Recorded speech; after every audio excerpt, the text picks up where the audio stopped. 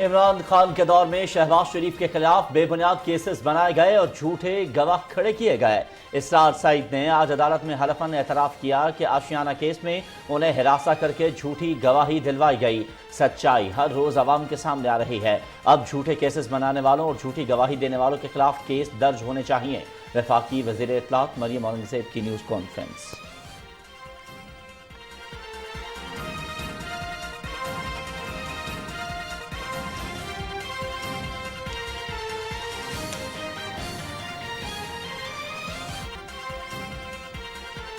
پاکستان کو اس وقت کسی بیانیے کی نہیں بلکہ پرفارمنس کی ضرورت ہے۔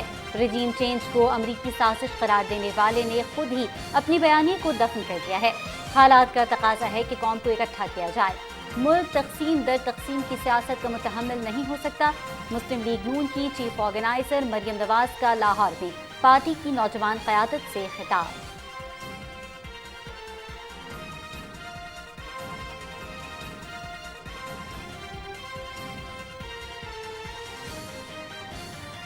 اگر بیرونی سازش تھی تو عمران خان موقف سے پیچھے کیوں ہٹے؟ بیرونی سازش کے بیانیے کے پیچھے دراصل ملکی مفادات کے خلاف ایک سازش تھی۔ نیا بیانیہ بنانے کی بجائے عمران خان کو جھوٹے بیرونی سازش کے بیانیے پر معافی مانگنی چاہیے۔ وفاقی وزیر شیری رحمان کا ٹویٹ۔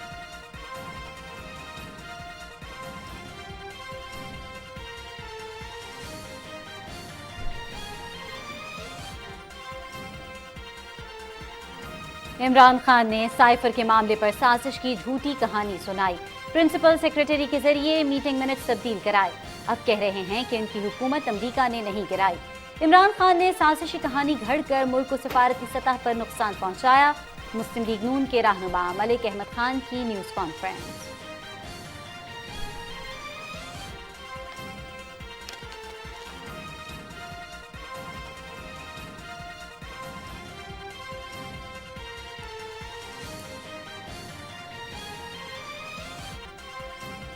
ترکیہ اور شام میں تباہ کن زلزلے سے اموات کی تعداد 38,000 سے تجاوز کر گئی۔ ترک حکام کے مطابق زلزلے سے 84 ارب ڈالر کا نقصان ہوا ہے۔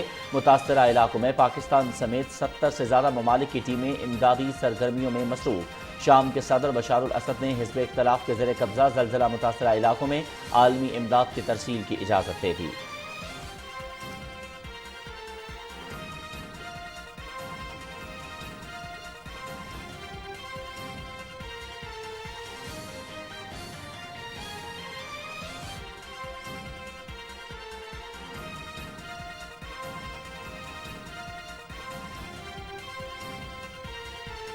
مودی حکومت کے گھناؤنے اور بھونڈے پلوامہ ڈرامے کو 4 سال مکمل۔ بھارت میں اقلیتوں پر مظالم، ہمسایہ ملکوں میں دخل اندازیوں اور سلامتی کونسل کی قراردادوں سے فرار کے حوالے سے UNHCR اور EU ڈس انفارمیشن لیبز کی چشم کشا رپورٹس۔ بی جے پی سرکار کی دہشت گردانہ رویے پر بین الاقوامی برادری کی پراسرار خاموشی، عالمی امن کے لیے شدید خطرہ۔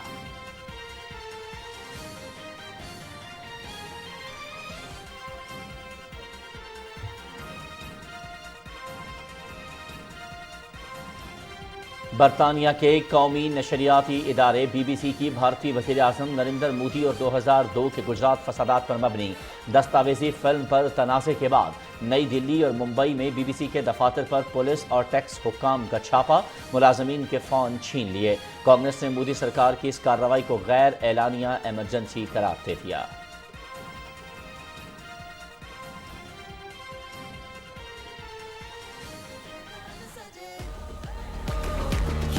پاکستان سپر لیگ 8 کا دوسرا روز آج ایک میچ کھیلا جائے گا۔ کراچی کنگز اور پشاور زلمی کراچی میں مد مقابل ہوں گے۔ مقابلہ رات 7 بجے شروع ہوگا اور PTV اسپورٹس HD پر براہ راست دکھایا جائے گا۔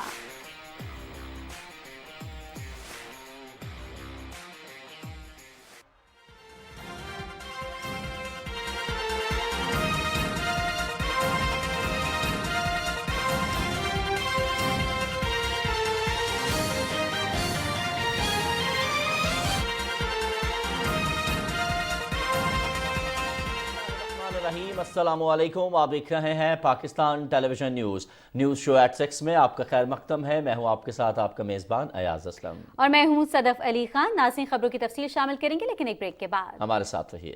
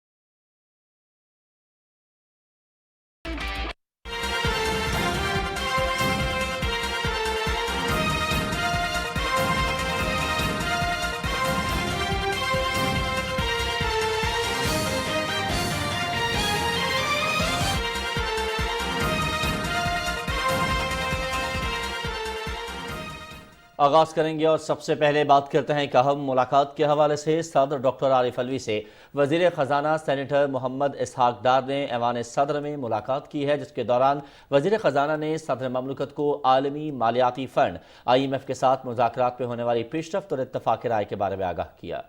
صدر ڈاکٹر عارف علوی نے IMF کے ساتھ معاہدے پر مذاکرات کے لیے حکومتی کوششوں کو سراہتے ہوئے کہا کہ ریاست پاکستان حکومت کی جانب سے IMF کے ساتھ کیے گئے وعدوں پر قائم رہے گی۔ وزیر خزانہ اسحاق ڈار نے کہا کہ حکومت ایک آرڈیننس جاری کر کے ٹیکسوں کے ذریعے اضافی ریونیو اکٹھا کرنا چاہتی ہے۔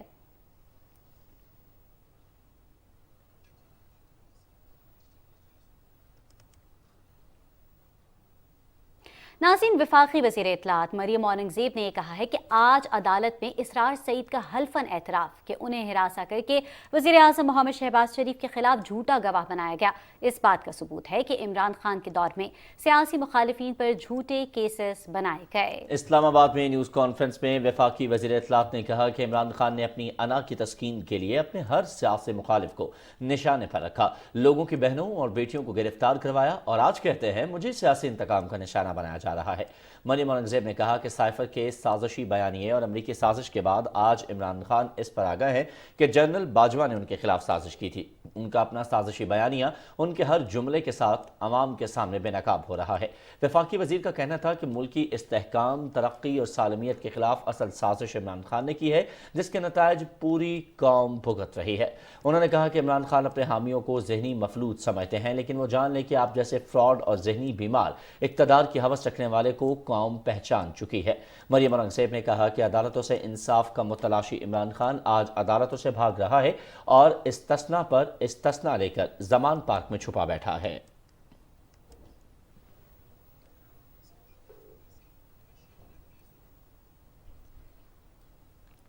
وزیر اعظم محمد شہباز شریف کے خلاف آشیانہ اقبال ریفرنس میں نیب کا اہم وعدہ ماف گواہ اپنے بیان سے ہی منحرف ہو گیا ہے۔ LDA کے چیف انجینئر اسرار سعید نے جرح کے دوران اعتراف کیا کہ انہیں زور زبردستی کے ذریعے محمد شہباز شریف کے خلاف وعدہ ماف گواہ بننے پر مجبور کیا گیا اور دباؤ ڈال کر جھوٹی شہادت لی گئی۔ اسرار سعید نے ایڈوکیٹ امجد پرویز کی جرح کے دوران مزید انکشاف کیا کہ DG نیب نے انہیں شہباز شریف پر ہراساں کرنے کا الزام لگانے کے لیے بھی دباؤ ڈالا۔ اسرار سعید نے کہا کہ نیب کی بات نہ ماننے کی پاداش میں سے گرفتار کر کے 10 دن کا جسمانی ریمانڈ لے لیا گیا اور پہلے سے تیار کردہ بیان پر دستخط کرنے کی ہدایت کی۔ اسرار سعید نے انکشاف کیا کہ نیب کے اعلیٰ حکام ان کے سیل میں آئے اور دستخط نہ کرنے کی صورت میں 90 دن کے جسمانی ریمانڈ اور آمدن سے زائد اثاثوں کا کیس کھولنے کی دھمکی تھی۔ اسرار سعید نے کہا کہ اس پر دباؤ ڈال کر جس بیان پر دستخط کروائے گئے وہ سچ نہیں تھا۔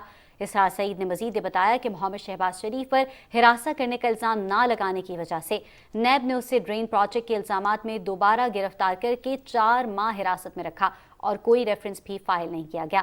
اسرار سعید نے اعتراف کیا کہ آشیانہ ہاؤسنگ پروجیکٹ ایک شفاف منصوبہ تھا جس میں کسی قانون کی خلاف ورزی اور عوام سے فراڈ یا دھوکہ دہی نہیں کی گئی۔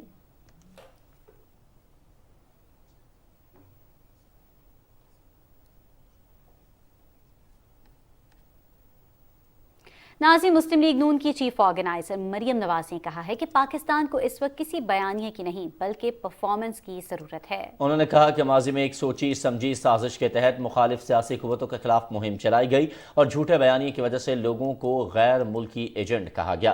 رجیم چینج کو امریکی سازش قرار دینے والے نے خود ہی اپنے بیانیے کو دفن کر دیا ہے۔ یہ بات انہوں نے لاہور میں پارٹی کے نوجوان قیادت سے خطاب میں کہی۔ مزید تفصیل سے عاصم سے۔ مسلم لیگ نون کی چیف آرگنائزر مریم نواز نے کہا ہے کہ عمران خان نے امریکہ اور مغربی دنیا کے ساتھ پاکستان کے تعلقات خراب کیے اور ملکی معیشت کو ناقابل تلافی نقصان پہنچایا۔ ان کا لانگ مارچ ملک اور عوام کے لیے نہیں تھا۔ نواز شریف صاحب نے تو جب سی پیک شروع کیا اس میں اس کی وجہ سے اتنے پروجیکٹس آئے، پروجیکٹس کی وجہ سے اتنی نوکریوں کے دروازے کھلے، تو وہ تو 1 کروڑ نوکریوں کا جھانسا دیکھ کے فرار ہو گیا۔ صرف گھیراؤ، جلاؤ، مار دو، مر جاؤ، جیل بھر دو، یہ ہے آپ کا ایجنڈا۔ نہ آپ کے پاس کوئی معاشی پلان ہے، نہ آپ کے پاس کوئی آپ کی اکنامک پالیسیز ہیں، نہ آپ نے کوئی پروجیکٹ دیا، کوئی ایک کالج، کوئی ایک یونیورسٹی، کوئی ایک ہاسپٹل، کوئی ایک موٹر وے، کوئی ایک ایکسپریس وے، کوئی ایک بجلی کا منصوبہ، کوئی ایک سی پیک جیسا کوئی منصوبہ نکال کے دکھا دیں، کچھ بھی نہیں۔ मुस्लिम लीग नून की चीफ ऑर्गेनाइजर मरियम नवाज ने कहा कि नौजवानों के लिए जेल भरो तहरीक की बजाय कॉलेज भरो तहरीक शुरू की जानी चाहिए। पंजाब में शहबाज शरीफ की हुकूमत में तालीमी शोबे में बच्चों को स्कॉलरशिप्स और लैपटॉप दिए गए। अरफा करीम टावर जो है PITB, वो शहबाज शरीफ साहब ने शुरू किया और वो बड़ा सक्सेसफुली आज भी चल रहा है। PMLN जब 2013 में आई थी तो नवाज शरीफ साहब ने, और उससे पहले शहबाज शरीफ साहब ने भी पंजाब के अंदर लैपटॉप्स दिए यूथ को, स्कॉलरशिप्स दिए, और सिर्फ पाकिस्तान की यूनिवर्सिटीज़ और कॉलेजेस में स्कॉलरशिप्स नहीं दिए, इंटरनेशनल जो यूनिवर्सिटीज़ हैं वहाँ पर बाहर के मुल्कों में भी बच्चों को स्कॉलरशिप्स मिले, जो मेरिटोरियस स्टूडेंट्स थे उनको एक्नॉलेजमेंट मिली। मुस्लिम लीग नून की चीफ ऑर्गेनाइजर मरियम नवाज ने कहा कि हालात का तकाजा है कि अवाम को इकट्ठा किया जाए। मुल्क तकसीम दर तकसीम की सियासत का मुतहम्मिल नहीं हो सकता। इससे पहले पार्टी के सीनियर नायब सदर और चीफ ऑर्गेनाइजर मरियम नवाज की सदारत में इजलास हुआ, जिसमें नौजवानों के सोशल मीडिया से मुतल्लिक किरदार और पार्टी की सतह पर कारकर्दगी का जायजा लिया गया और नौजवानों की तरक्की, रोजगार और कारोबार के हवाले से मुख्तलिफ तजवीज़ पर गौर किया गया। मुस्लिम लीग नून का ये खासा रहा है कि तंजीम साजी में नौजवानों की शमूलियत को यकीनी बनाती है, बल्कि इसके साथ साथ मशावरती अमल में भी इनको शामिल करती है। Sidra Asim, Pakistan television news, Lahore. वफाकी वज़ीर माहौलियाती तब्दीली सेनेटर शेरी रहमान ने चेयरमैन PTI को तनकीद का निशाना बनाते हुए कहा है कि नौजवानों को अखलाकियात का दर्स देने वाले रोज़ TV पर आकर दूसरों पर इल्ज़ामात की बौछार कर देते हैं। नई नस्ल के लिए सियासी ज़ाब्ता अखलाक बनाने और उस पर अमल करने की ज़रूरत है। एक ट्वीट में उन्होंने कहा कि इल्ज़ाम तराशी और गालम गलोच से मुल्क पहले ही बदतरीन तकसीम का शिकार हो चुका है। अमरीकी लॉबिंग फर्म से मुआहिदे के बाद अमीर इमरान खान बैरूनी साजिश से मुकम्मल यू टर्न ले चुके हैं। अब कभी सियासी मुखालिफिन तो कभी इस्टेब्लिशमेंट पर इल्ज़ाम लगा रहे हैं। शेरी रहमान ने सवाल किया कि अगर बैरूनी साजिश थी तो मौक़िफ़ से पीछे क्यों हटे। वफाकी वज़ीर ने कहा कि दरअसल बैरूनी साजिश के बयानिए के पीछे मुल्की मफादात के खिलाफ एक साजिश थी। ऑडियो लीक्स के बाद वो साजिश और साइफर पर खेलने की मनसूबाबंदी नाकाम हो गई। नया बयानिया बनाने के बाद इमरान खान को झूठे बैरूनी साजिश के बयानिए पर माफ़ी मांगनी चाहिए।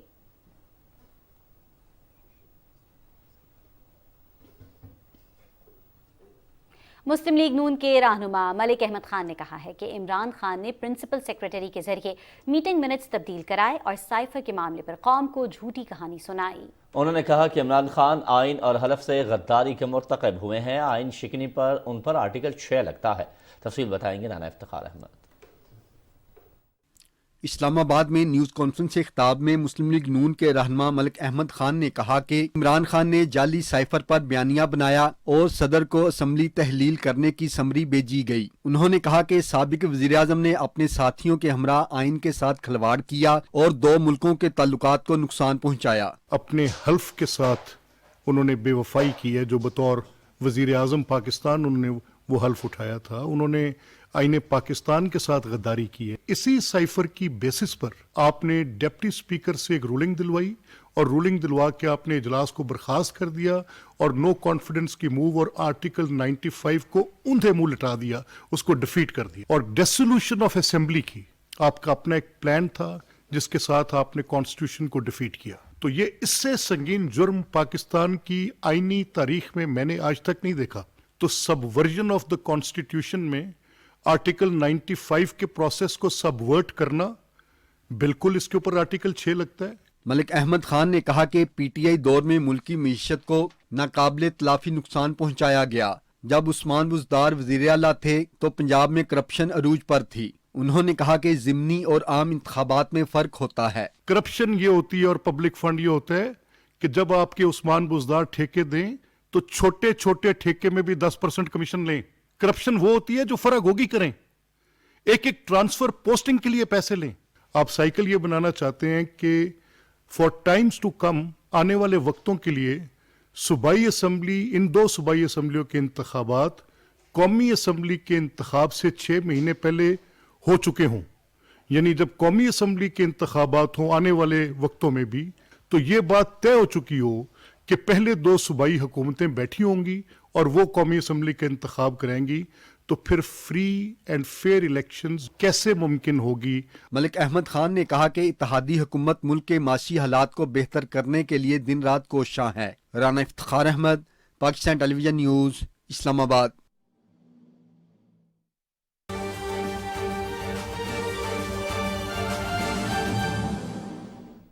वज़ीर-ए-आज़म के मुशीर इंजीनियर अमीन मकाम ने मीडिया से गुफ्तगू की है, आपसे शेयर करते हैं। और इससे हटकर मैं अपने आप को हमेशा मैंने चतराली भी कहा है, और जब भी चतराल का कोई इशू है, अगर तारीख दे गए तो मैं हर मुश्किल में चतरालियों के साथ खड़ा रहा अमली तौर पर। तो आज भी मैंने उस जज्बे से जब मुझे बात की गई तो मैंने कहा चलो मैं ख़ुद उनके पास जाता हूँ। मुझे इस बात पर फ़ख्र है कि चतराल में हमारी जितनी कंट्रीब्यूशन रही शायद तारीख़ में किसकी इतनी नहीं रही। और अगर मैं एक एक मंसूबे से शुरू करूँ, अगर मैं बात करूँ उसकी कि सबसे बड़ा अल्लाह ताला का एहसान है। अगर लोहारी टनल का शुरू करना जो चतराल की आवाम की का सबसे बड़ा डिमांड, और फिर उसको मुकम्मल कराना शुरू भी मैंने किया उसी ज़माने में, और फिर जब नवाज शरीफ साहब की हुकूमत आई और दरमियान में 5 साल लोहारी टनल पर काम बंद रहा, तो फिर दोबारा भी मैंने उससे गुजारिश की, उसने मेहरबानी की और 30 अरब रुपए लगा के चतरालियों का वाहिद देरीना मुतालिबा मुकम्मल कर दिया। और मैं अल्लाह ताला का शुक्रिया अदा करता हूँ और फिर कायद नवाज शरीफ का कि वही चतराल का देरीना मुतालिबा कि इन सर्दियों के कई महीनों में चतराल कट अप रहता था, आज अगर बर्फ़ भी है तो चतराल की आवाम को वही रिलीफ मिल गया। इसके बाद अगर आपकी यार मुझे सब कुछ याद है, जितने सैलाब आए, फ्लड आए, जो भी वाक़यात हुई उनमें हम आपके साथ खड़े रहे। फिर उससे अगर मैं यहाँ से बम्बुरेत से शुरू करूँ, बम्बुरेत रोड की बात करो, आगे उससे जाके आपकी गरम चश्मा की बात करो, आपके आगे शंदूर रोड की बात करो, ये सारे मियाँ मोहम्मद नवाज शरीफ और मुस्लिम लीग के कारनामे थे कि उन्होंने चतरालियों के लिए कर दिए। अगर मैं बात करूँ उस गोलन गोल हाइड्रो पावर प्रोजेक्ट का शुरू भी हमारी कोशिश से हुआ और उसकी तकमील भी नवाज शरीफ साहब की दौर में मुमकिन हुआ कि चतराल की बिजली घर बन गया और बिजली की पैदावार शुरू कर दी। अगर मैं वही बात करूँ कि पाकिस्तान में वाहिद चतराल का इंतखाब किया गया और आपको गैस के पावर प्लांट्स भी दिए गए, आपको शिफ्ट भी हुए और ज़मीन भी ख़रीदी गई, मगर किस तरह जालिम लोग आ गए, उन जालिमों ने जो आपका देने की बजाय जो कुछ आपको मिला था वो भी आपसे वापस छीन कर वापस ले के आ गए। मुझे मैं किस किस की बात करूँ, एक एक बात।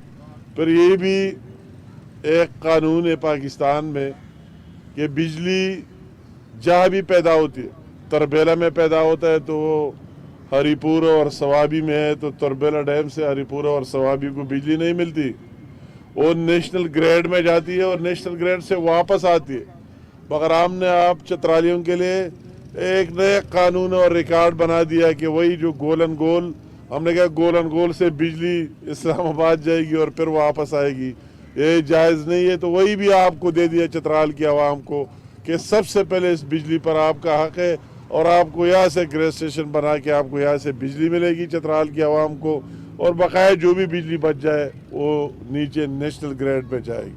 अभी चतराल की इशू आई, मैं खुद भी उसमें आया पर चतराल का, और ये भी तारीखी बात है कि इसी तरह वो पेड़ो और पेस्को वाला इशू रहा तो दोबारा भी उसी दिन वज़ीर आज़म पाकिस्तान मियाँ मोहम्मद शहबाज शरीफ साहब ने चतरालियों को मेरे सिफारिश पर, मैं खुद लंदन में था, उसको फ़ोन किया था, मेरे साथ चतराल का जरगा मिला था अपर चतराल की, और मैंने उनकी भरपूर मदद की और फिर उसने उसको टाइम दिया और वही बिजली आपको बहाल कर दी। ये भी एक तारीखी बात।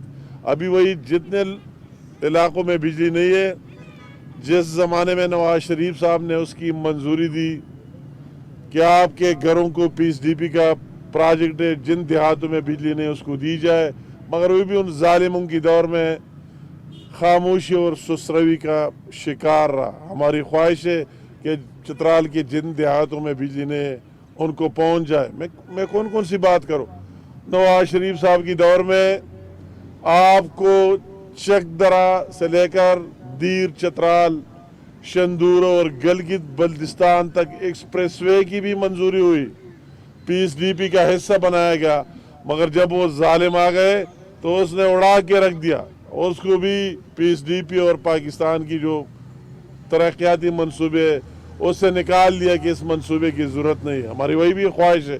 तो ये बात करना कि चतराल की, तो मैंने आपकी डिमांड में देखा कि आबादी के लिहाज से, तो मैंने कहा कि आबादी के लिहाज से हिसाब किताब करे, तो मैं कहता हूँ कि फेडरल गवर्नमेंट की तरफ से नवाज शरीफ साहब की दौर में जो शेयर चतराल को मिला वो पूरे सूबे से भी ज़्यादा शेयर है। जो KPK को शेयर मिलना था उसमें सबसे ज़्यादा चतराल को मिला। और हमारा आइंदा मैं चतरालियों का बहुत एहतराम करता हूँ दिल से, पुरअमन लोग है, ईमानदार दियानतदार लोग है, दहशतगर्दी में भी वो मुहाफिज रहे पाकिस्तान का, और हर जगह हर जगह चतरालियों का इज्जत और रिस्पेक्ट करते हैं, और इंशाअल्लाह ताला आइंदा भी करके रहेंगे। आपने जो बातें की बिल्कुल हमारी ये ख्वाहिश है, मैं तो आपके सामने बहैसियत एक चतराली हाजिर हुआ, मैं बिल्कुल जिस तरह मैंने बातें आपको गिन लिए, आपकी इस हर बात में मैंने अपना हिस्सा डाल दिया है, और आइंदा भी मेरी ख्वाहिश है कि चतराल के लिए जितना हो सकता है करके रहेंगे। ये भाई मेरा पास आए थे, मैं आ गया, आपको कहता हूँ कि इन एहतजाजों और धरनों से कुछ हासिल नहीं होना है। आपकी हम नुमाइंदे, इससे ज़्यादा बात हो सकती है कि आप पर चतराल वाले आए थे और मैंने उनको प्राइम मिनिस्टर के साथ मिला लिया, उसने उसको टाइम दिया इतनी मसरूफियात के बावजूद, और उसका वो डिमांड पूरा भी कर दिया, मान भी लिया। तो हम आपकी आवाज़ है, तो आपको यहाँ बैठने की ज़रूरत नहीं है।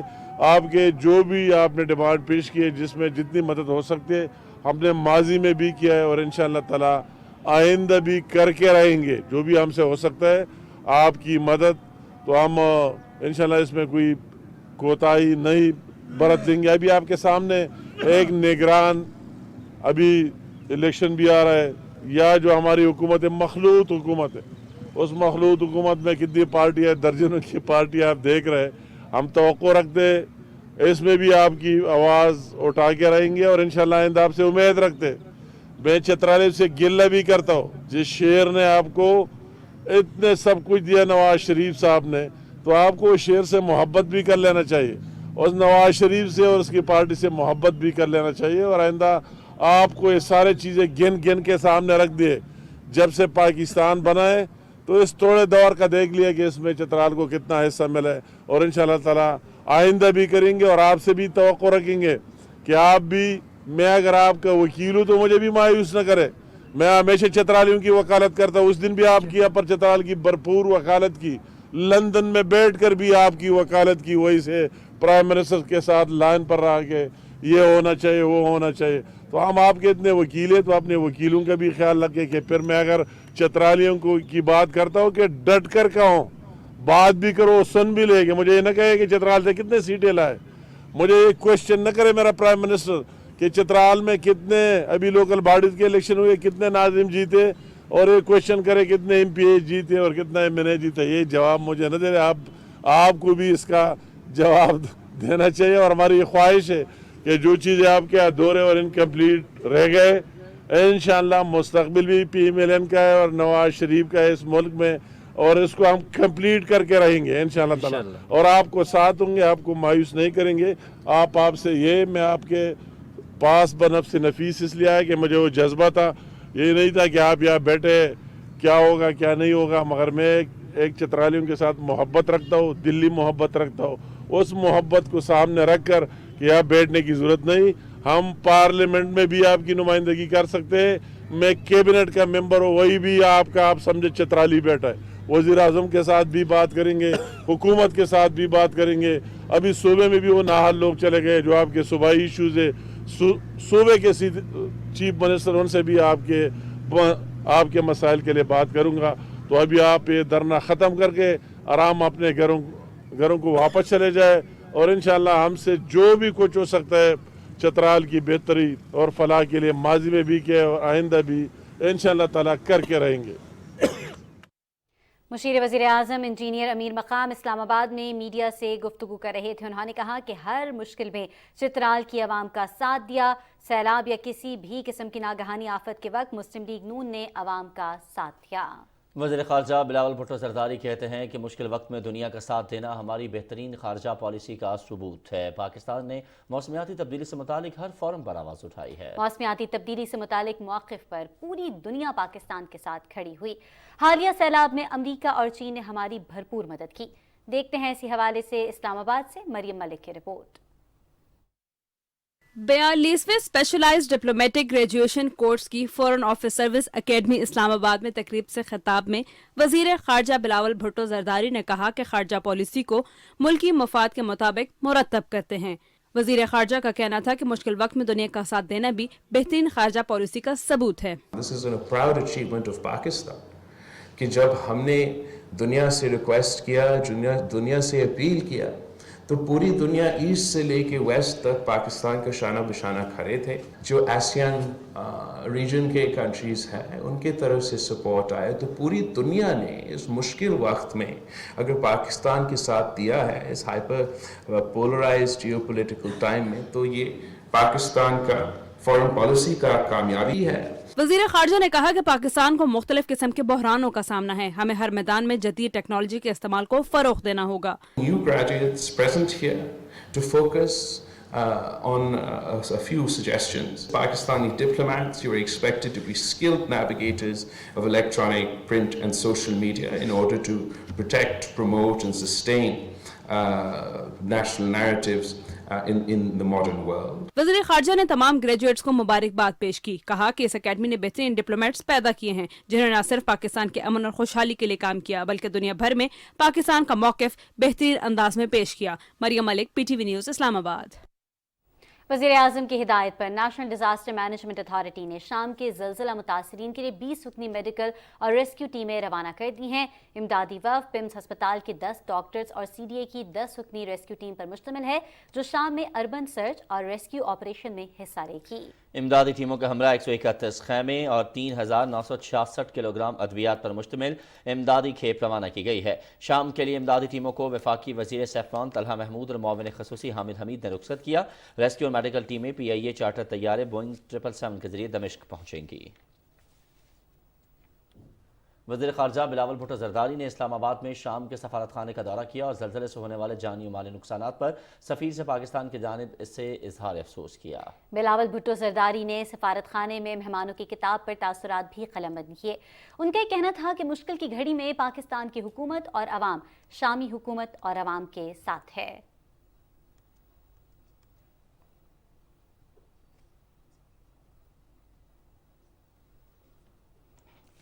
ترکیہ اور شام میں تباہ کن زلزلے سے اموات کی تعداد ہر گزرتے دن کے ساتھ بڑھتی جا رہی ہے۔ ایک اندازے کے مطابق اب تک 38,000 کے قریب افراد جاں بحق ہو چکے ہیں، جن میں ترکیہ میں 31,974 اور شام میں 5,800 افراد لقمہ اجل بنے ہیں۔ اسی حوالے سے مزید تفصیلات حاصل کرنے کے لیے ہم نے رابطہ کیا ہے عامر سلطان سے جو صحافی ہیں ترکیہ میں موجود ہیں، ان سے کچھ مزید بات چیت کر لیتے ہیں اس حوالے سے۔ عامر، ویلکم ٹو دا پروگرام۔ بتائیے کہ ترکیہ اور شام میں اس وقت کیا صورتحال ہے، کیونکہ جو حالات میڈیا میں جو سامنے آ رہے ہیں، جو خبریں ہمارے سامنے آ رہی ہیں، وہ تو سن کے دل دہل جاتے ہیں۔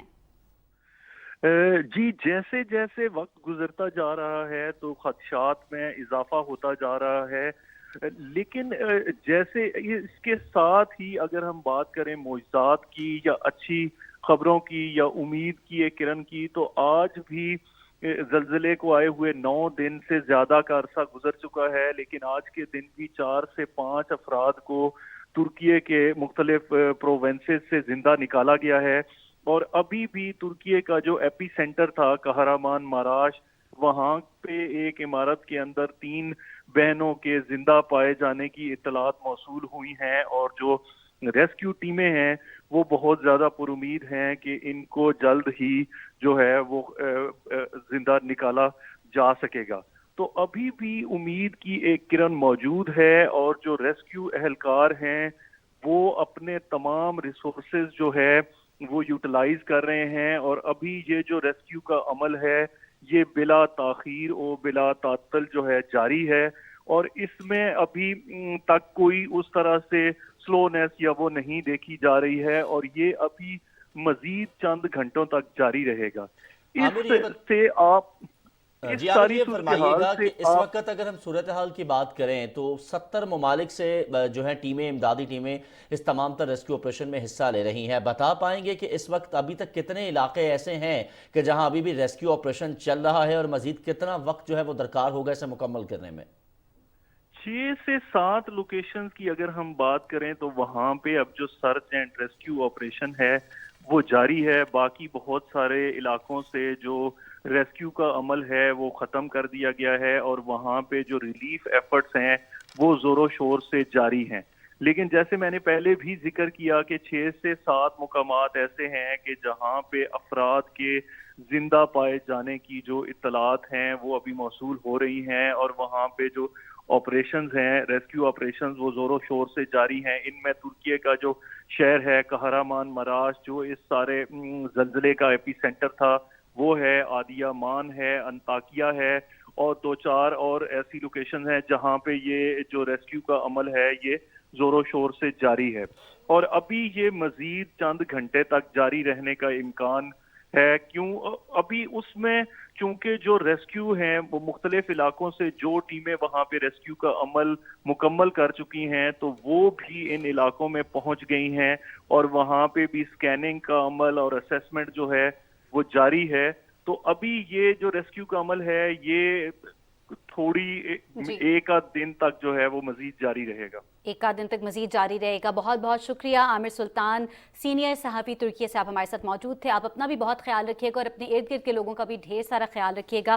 ہماری دعائیں آپ کے ساتھ ہیں. مزید خبروں کی جانب بڑھیں گے اور ابھی آپ کو آگاہ کریں کہ وزیر اعظم محمد شہباز شریف نے کراچی میں پاک بحریہ کی بحیرہ عرب میں جاری بین الاقوامی امن مشقوں کا جائزہ لیا ہے. وزیر اعظم کو مشقوں کے معائنے کے لیے مہران ایئر بیس سے گہرے سمندر میں لے جایا گیا جہاں naval chief admiral Amjad Khan نیازی نے وزیر اعظم محمد شہباز شریف کا استقبال کیا. مشق میں شریک ممالک کے بحری اور ہوائی جہازوں نے وزیر اعظم کو سلامی پیش کی. وزیر اعظم محمد شہباز شریف کو مشقوں سے متعلق بریف بھی کیا گیا.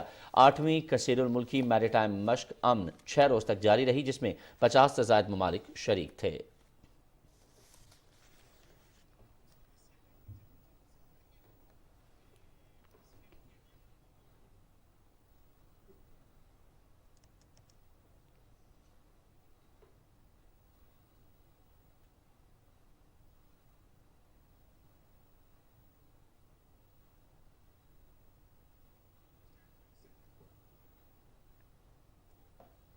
ناظرین، سینٹ کا اجلاس چیئرمین سینٹ محمد صادق سنجرانی کی صدارت میں ہوا. اجلاس میں سینیٹر رضا ربانی کے اعتراض پر وضاحت دیتے ہوئے وفاقی وزیر قانون و انصاف نصیر تارڑ نے کہا کہ اٹارنی جنرل کی جانب سے لکھے گئے خط میں نہ تو چیئرمین سینٹ کو مخاطب کیا گیا ہے اور نہ ہی سینیٹرز کو، بلکہ یہ خط وزیر قانون کو لکھا گیا ہے اور وضاحت کی گئی ہے کہ چیف جسٹس کے ریمارکس کو سوشل میڈیا پر حقائق سے ہٹ کر رپورٹ کیا گیا ہے. انہوں نے کہا کہ اس بات میں کوئی بھی صداقت نہیں ہے. سینٹ کا اجلاس مختصر کارروائی کے بعد غیر معینہ مدت کے لیے ملتوی کر دیا گیا.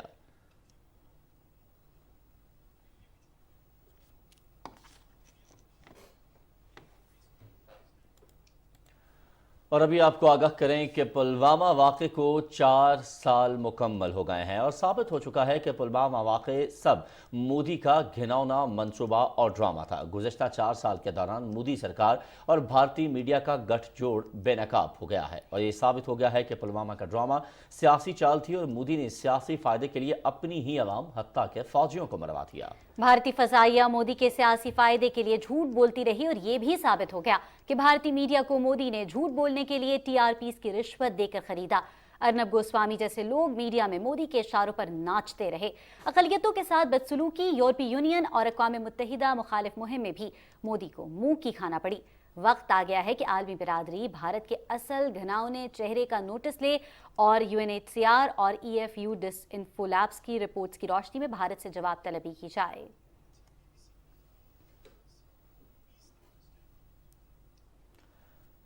بھارت میں محکمہ انکم ٹیکس کے حکام نے BBC کے دہلی اور ممبئی کے دفاتر میں ایک سروے آپریشن کیا. انکم ٹیکس اہلکاروں نے BBC کے IT ڈپارٹمنٹ سے کمپنی کے کاروباری آپریشن اور اس کے تحقیقاتی رپورٹ سے متعلق دستاویزات قبضے میں لے لی ہیں. چھاپہ مارنے والوں نے BBC کے اکاؤنٹ اور فائنانس ڈپارٹمنٹ کے ملازمین کے موبائل فون، لیپ ٹاپ اور ڈیسک ٹاپ بھی ضبط کر لیے ہیں. مبینہ طور پر وہ الیکٹرانک آلات کا بیک اپ لیں گے. کانگریس نے محکمہ IT کی جانب سے BBC کے دفتر کی تلاشی کے اقدام کو مودی سرکار کی جانب سے غیر اعلانیہ ایمرجنسی قرار دیا ہے۔ بی بی سی کے دفاتر میں چھاپہ مار کارروائیاں برطانیہ کے قومی نشریاتی ادارے کی وزیر اعظم مودی اور 2002 کے گجرات فسادات پر مبنی دستاویزی فلم پر تنازع کے بعد سامنے آئی ہیں۔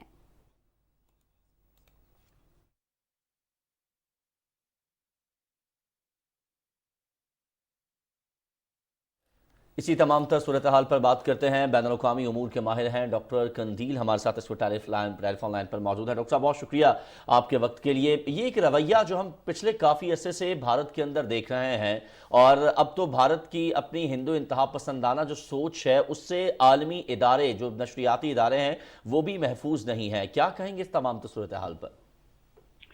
جی بالکل، آپ نے بجا کہا کہ ایک انٹرنیشنل لا ہے اور اس میں فریڈم آف ایکسپریشن ہوتی ہے، اور خاص طور پر جو جرنلسٹ ہیں، صحافی ہیں، ان کے اپنے حقوق ہوتے ہیں، ان کی بھی اگر یہ پاسداری نہیں کر رہے تو میں سمجھتا ہوں کہ نہ صرف یہ کہ انسانی حقوق کی وہ خلاف ورزی کے مرتکب ہو رہے ہیں، بلکہ انٹرنیشنل لا کی بھی وائلیشن ہو رہی ہے۔ کیونکہ آپ دیکھیے کہ نریندر مودی جو ہیں وہ ابتدا ہی سے انتہا پسند ذہنیت رکھتے تھے، لیکن گجرات فسادات کے بعد ان کا یہ چہرہ کھل کر سامنے آیا، اور جو برطانوی حکومت کی تحقیقات ہیں اس کے مطابق مودی گجرات فسادات کے براہ راست ذمہ دار ہیں، اور اسی تحقیقات کی بنیاد پر بی بی سی نے جو ڈاکومنٹری بنائی 2002 کے گجرات فسادات پر، اس میں بڑا واضح طور پر یہ بتایا گیا ہے کہ مودی چونکہ اس وقت گجرات کے وزیر اعلیٰ تھے تو انہوں نے اس وقت پولیس کو، لا انفورسمنٹ ایجنسیز کو کہہ دیا تھا کہ ہندو انتہا پسندوں کے، مسلمانوں کے خلاف جو اقدامات ہیں اس میں وہ بالکل سامنے نہیں آئیں گے اور آنکھیں بند رکھیں گے،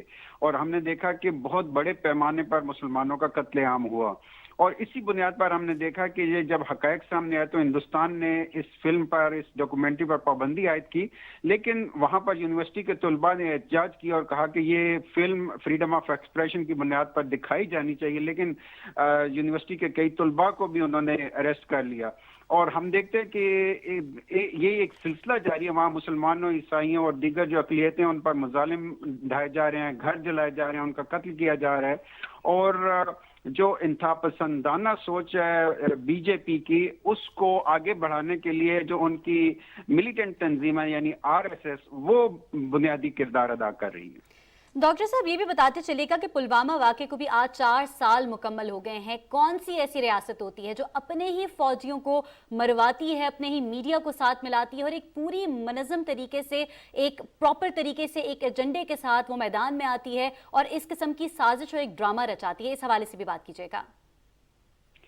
دیکھیے، اصل میں ہندوستان عالمی برادری کے لیے ایک بہت بڑی مارکیٹ ہے، اور اس مارکیٹ تک رسائی کے لیے بہت سے بڑے بڑے ملکوں کو اپنی آنکھیں ہندوستان کی وائلیشنز کے اوپر بند کرنی پڑتی ہیں، لیکن جب ہندوستان کو کوئی خاص بہانہ ہاتھ نہیں آیا پاکستان کو اور اپنے ہمسایوں کو مورد الزام ٹھہرانے کا، تو انہوں نے فالس فلیگ آپریشنز ڈیزائن کیے، اور اسی بنیاد پر پلوامہ کا جو واقعہ ہے وہ ہمیں نظر آتا ہے، اور ان کی اس طرح کی اقدامات دیکھیں کہ انہوں نے اپنے فوجیوں پر بھی رحم نہیں کیا، اور جب اتنی بڑی تعداد میں اپنے فوجیوں کو مارا، اور اس کے بعد کئی اور پلان بھی ہیں جو میرا خیال ہے پاکستان کی لا انفورسمنٹ ایجنسیز نے فور ٹائم ان کو ایکسپوز کیا، اور یہی مودی کی ذہنیت تھی جس کی بنیاد پر 2002 سے 2014 تک ان کے یعنی گجرات فسادات اور انتہا پسندانہ ذہنیت کی وجہ سے امریکہ جانے پر پابندی عائد تھی، لیکن انفارچونیٹلی آپ دیکھیں کہ RSS جیسے جو انتہا پسند گروپ ہیں، ان کو اپنا سکول سسٹم بنانے کی اجازت دی گئی ہے انڈیا کے مختلف ریاستوں میں، اور اس سکول سسٹم میں جو بچے پروان چڑھ رہے ہیں ان کو عدم رواداری یا انٹالرنس کی تربیت دی جاتی ہے۔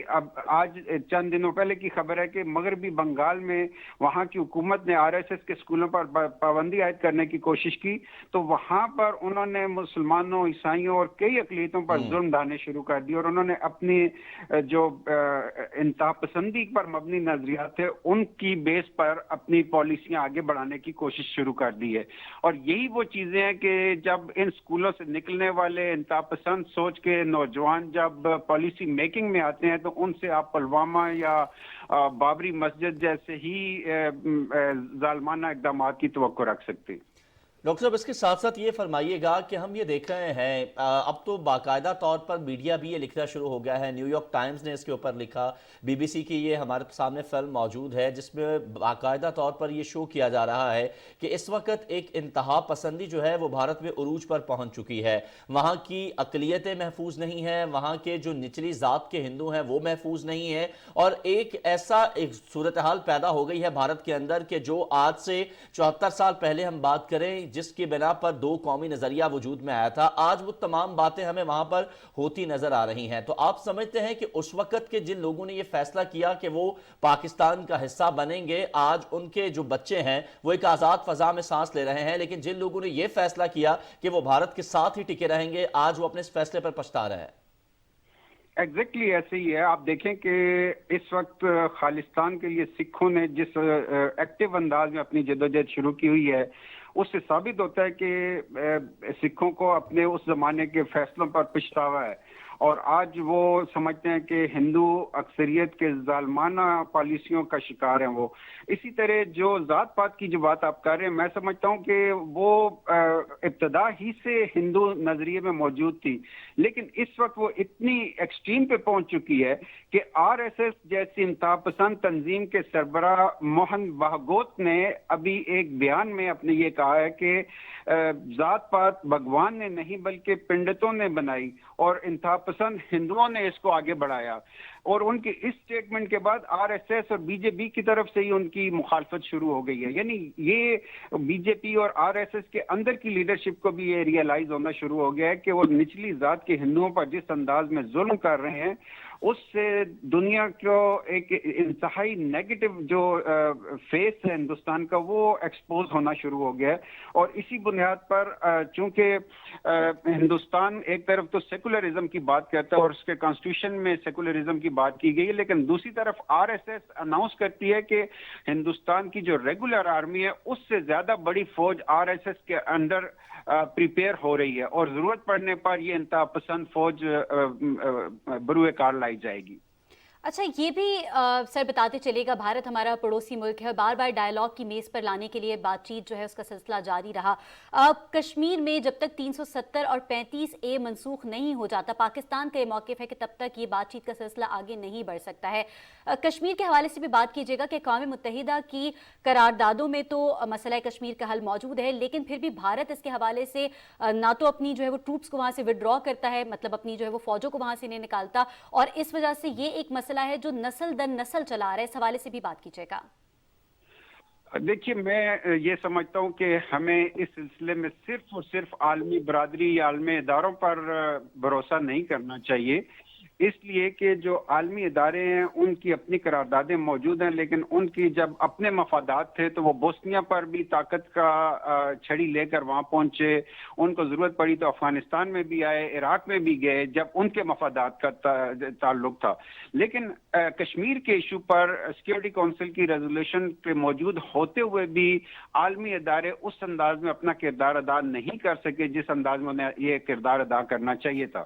تو ہمیں اس انتظار میں نہیں رہنا چاہیے کہ عالمی ادارے کیا کرتے ہیں, ہمیں جو اپنی سیاسی اور اخلاقی حمایت ہے کشمیر کے اوپر وہ جاری رکھنی چاہیے, اور پاکستان کو اقتصادی لحاظ سے بھی اور فوجی لحاظ سے بھی اپنے آپ کو اتنا مضبوط بنانا چاہیے کہ ہندوستان کو فالس فلیگ آپریشن کے ذریعے جو مشترکہ سرحدیں ہیں ان کو ناامن کرنے کی جو ان کی کوششیں وہ ناکام بنا سکیں. لیکن دوسری طرف خود کشمیر کے اندر جو جدوجہد ہے, میں سمجھتا ہوں کہ خود اس نے ہندوستان کے جو اقدامات اس کو شکست روبرو کیا, اور کشمیر میں جاری جدوجہد نے خود بھارت کو وہاں سے شکست سے دوچار کر دیا ہے. بہت بہت شکریہ ڈاکٹر قندیل عباس صاحب, بین الاقوامی امور کے ماہر, آپ ہمارے ساتھ موجود تھا آپ کے وقت کے لیے. اور ناظرین یہاں لیں گے ایک بریک.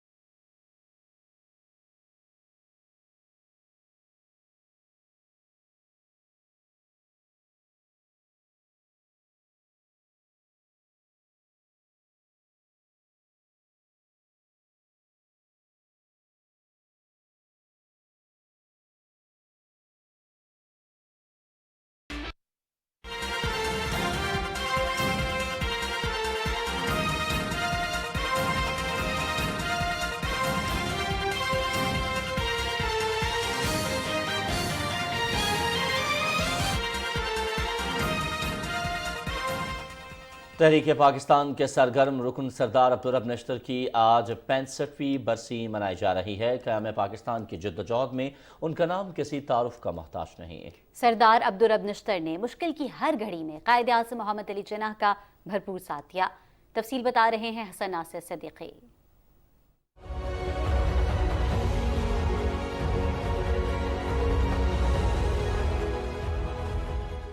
सरदार अब्दुर्रब नश्तर का शुमार तहरीक पाकिस्तान के सरगर्म रहनुमाओं में होता है। वो 13 जून 1899 को पेशावर के एक मजहबी घराने में पैदा हुए। उनके वालिद मौलवी अब्दुल हन्नान बरतानवी राज के खिलाफ जिद्दोजहद करने वालों में मुमताज़ समाजी शख्सियत की हैसियत से जाने जाते हैं। सरदार अब्दुर्रब नश्तर ने इब्तिदाई तालीम क्रिश्चियन मिशन स्कूल से हासिल करने के बाद पंजाब यूनिवर्सिटी से BA और अलीगढ़ यूनिवर्सिटी से LLB किया। सरदार अब्दुर्रब नश्तर खिलाफत तहरीर में मौलाना मोहम्मद अली जौहर के दस्त बाजू बने, जबकि क़याम पाकिस्तान की तहरीक में एक अजीम रहनुमा बनकर उभरे, जिसकी वजह से कायद आज़म मोहम्मद अली जिन्नाह के दस्त रास्त भी रहे। क़याम पाकिस्तान के बाद उन्होंने वज़ीर इत्तलात और वज़ीर मवासलात के अहदे पर भी अपनी खिदमत अंजाम दी। पाकिस्तान रेलवे और पाकिस्तान पोस्ट ऑफिस में उर्दू ज़बान के फ़रोग़ में सरदार अब्दुर्रब नश्तर ने अहम किरदार अदा किया। वो 1949 से 1951 तक पंजाब के गवर्नर भी रहे। सरदार अब्दुर्रब नश्तर की खिदमत के अतराफ़ में मुल्तान का नश्तर मेडिकल कॉलेज और पेशावर का नश्तर हॉस्पिटल उनके नाम से मंसूब किया गया। सरदार अब्दुर्रब नश्तर 14 फरवरी 1958 को इंतकाल कर गए। उनकी खिदमत के अतराफ़ और मुख्तलिफ सियासी रहनुमा होने की वजह से उन्हें मज़ार क़ायद के अहाते में सुपुर्द खाक किया गया। Hasan Nasir Siddiqui, Pakistan television news, Karachi. और अयाज अब हम अपने नाज़रीन को बताते चलें कि आज़ाद कश्मीर के खूबसूरत सियाहती मकाम गंगा चोटी पर जारी विंटर स्पोर्ट्स स्नो फेस्टिवल मुल्क भर से आने वाले सियाहों और आज़ाद कश्मीर के शहरियों की तफरीह और सियाहती सरगर्मियों का मरकज़ बन गया है। तफसील देखिए इस रिपोर्ट में। आज़ाद कश्मीर के ज़िला बाग और जहलम वैली के संगम पर वाक़े 10,000 फुट बुलंद सियाहती मकाम गंगा चोटी पर महकमा स्पोर्ट्स, सियाहत और MTBC के इश्तराक से 6 रोज़ से जारी विंटर स्पोर्ट्स स्नो फेस्टिवल में स्कीइंग के मुकाबलों में आज़ाद कश्मीर, गिलगित बल्तिस्तान और चित्राल समेत मुल्क भर से 8 टीमों ने हिस्सा लिया। स्कीइंग के मुकाबलों में मर्दों के साथ साथ ख्वातीन स्कीयर्स ने भी हिस्सा लिया और नुमायां कारकर्दगी का मुजाहिरा किया। बहुत खुशी हो रही है मुझे और यहाँ पर आके, ये मेरा फर्स्ट टाइम था। मैंने स्कीइंग बहुत जगह पे की है, मैंने बहुत खूबसूरत इलाका देखे, लेकिन मैं आज़ाद कश्मीर जैसे इलाका मैंने नहीं देखा। फेस्टिवल के दौरान मुल्क भर से आए सयाह स्कीइंग के साथ साथ मौसम और मस्त नज़ारों से भी भरपूर लुत्फ अंदोज होते रहे। बहुत सारी जगह हैं जो अनएक्सप्लोर्ड हैं, उनको एक्सप्लोर किया जाए और उन पे अगर जितनी भी हमारी एडवेंचर एक्टिविटीज़ हैं विंटर स्पोर्ट्स की वो कराई जाएं तो यहाँ पर बहुत ज़्यादा हमारा टूरिज्म बढ़ सकता है। फेस्टिवल में सयाहों की हज़ारों की तादाद में शिरकत से ये बात आया है कि आज़ाद कश्मीर की सरजमीन मुहिमाती सियाहत के लिए मौजूद तरीन है। आदिल अहमद खान, पाकिस्तान टेलीविज़न न्यूज़, गंगा चोटी, बाग, आज़ाद कश्मीर। और इसी के साथ हमारा प्रोग्राम पहुंचा अपने इख्तिताम को। एक ब्रेक के बाद हाजिर होंगे न्यूज़ हेडलाइंस के साथ। हमारे साथ रहिएगा।